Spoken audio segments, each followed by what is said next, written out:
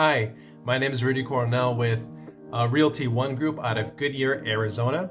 And this video, I'm going to talk about 5 categories that pertain to the cost of living in Arizona.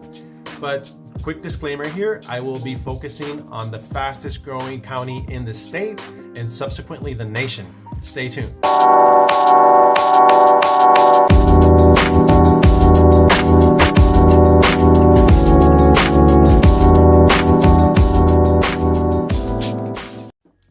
Okay, so Arizona has been an attractive relocation destination for its natural aesthetics and its warm weather, but people also factor in its lower cost of living and its job growth over the past several years. As I said in the beginning, we're going to focus on a specific county, and that county is Maricopa County. That's where the Phoenix metro area resides, and according to a recent report from the Census Bureau, Maricopa County is the fastest growing county in the nation. It's welcoming new residents by the thousands every year.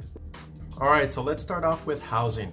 Now, I'm not saying that housing is the cheapest here in Arizona compared to other parts of the country, but compared to other states in the country, Arizona does provide very affordable housing options in a busy metropolitan area.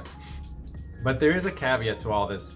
Currently, cities across the valley are failing to keep up with the demand for housing, and it's creating a very hyper-competitive market. Per a recent Cromford report, we are about 30% lower in inventory than this time last year. Based on MLS data from just a couple of months ago, the median home price is $290,000. I like to use the median price because it gives you the price right in the middle when you take all the inventory from the lower end and the higher end of the spectrum. And just to put things in perspective, I live in the city of Goodyear and I have a 5-bed, 3-bath home, and I could easily sell my home for $290,000, and I don't have any fancy upgrades in my house. If you like the information I'm putting out, please make sure you subscribe to my channel. I'm also providing a link to my website and an app for all your mobile devices so that you can create custom searches and send me any information that you like via the app. It's really simple. So go ahead and visit those 2 links. Thank you. And let's not forget about rentals. So according to the Zillow Rent Index, the median rent price, and this is taking into account all 1 and 2 bedroom apartments or homes, was $1,442, and that was a 6.8 increase from the year prior. And you can expect for another increase with the shortage of inventory that we are experiencing. So next on the agenda are taxes. I'm not a tax professional, so I'm not going to go in depth. I'm just going to provide very basic information to help you decide whether Arizona is a good move for you or not. So first, I'm going to introduce the transactions privilege tax, also known as the combined sales tax, and it ranks as one of the highest in the nation. It's 11th, as a matter of fact, and it's roughly around 8.33%, with some cities having it as high as 11.2%. The base tax in this category is 5.6%, and this ranges from 7.6 to 11.2%, with Mammoth and Superior, Arizona at the highest with 11.2%. Next is income tax. Now, income tax range from 2.59 to 4.5, and Arizona imposes a progressive tax bracket like many other states throughout the country. Then there's the vehicle tax. This may be different in your state, but here in Arizona, the annual tax is assessed on 60% of the manufacturer's base retail price and is reduced by 16.25% from the first year that it was registered here in the state. And the Department of Transportation says that you can calculate your bill by multiplying a set rate for every $100 of your car's assessed value. For a new car, it's $2.80, and for a used car, it's $2.89 for every 100. And last but not least are property taxes. Now, property taxes are handled at the county level, and the tax rate is composed from multiple taxing authorities. And again, just to give you a realistic example here, the full cash value for my property as assessed by the county is $208,700, and my tax bill last year was $1,700. Down in the description below, I provided a link for the Maricopa County parcel viewer. And if you want to go ahead and do your own research before coming out here, it's a really neat tool where you can actually target a property and see what they paid in taxes. All right, so next we're moving on to utilities. And as you can imagine, one of our higher utilities is electricity, with an average annual high of 86.7. Our ACs are on a lot of the time of the year.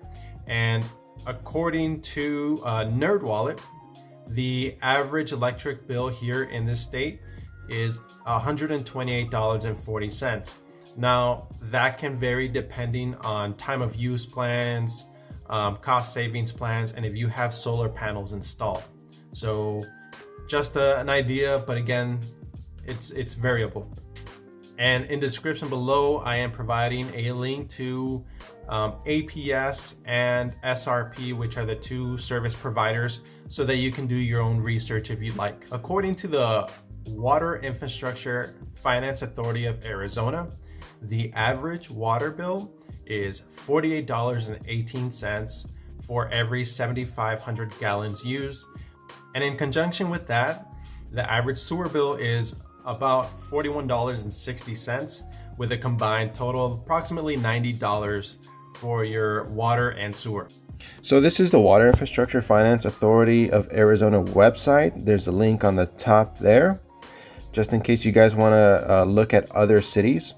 Currently, I have it set to Goodyear, the city that I reside in, and it's got all the cities listed up there on the toggle bar, or on the drop-down bar. And you can see how you can play with the different kinds of bills. And then on the bottom here, it shows where you are on the map in the red. And on the side, you have all these gauges. I didn't look too much into the gauges, but on the right of each gauge, you have a little information icon. You just click on it and find what that's about. And yeah, it's pretty interesting stuff here. A lot of metrics for you to make comparisons. And now I'm gonna go search for Phoenix, so you guys can see how Phoenix compares to Goodyear. In Goodyear, we do have higher water bills than other parts of the county. So you can see there how that jumped over to the left, and it shows the information up there on top of the map as well. So yeah, feel free to play around with this. If you have any questions, let me know. Next, and I almost didn't want to put this one in here because it can vary a lot based on your own personal habits and shopping strategies.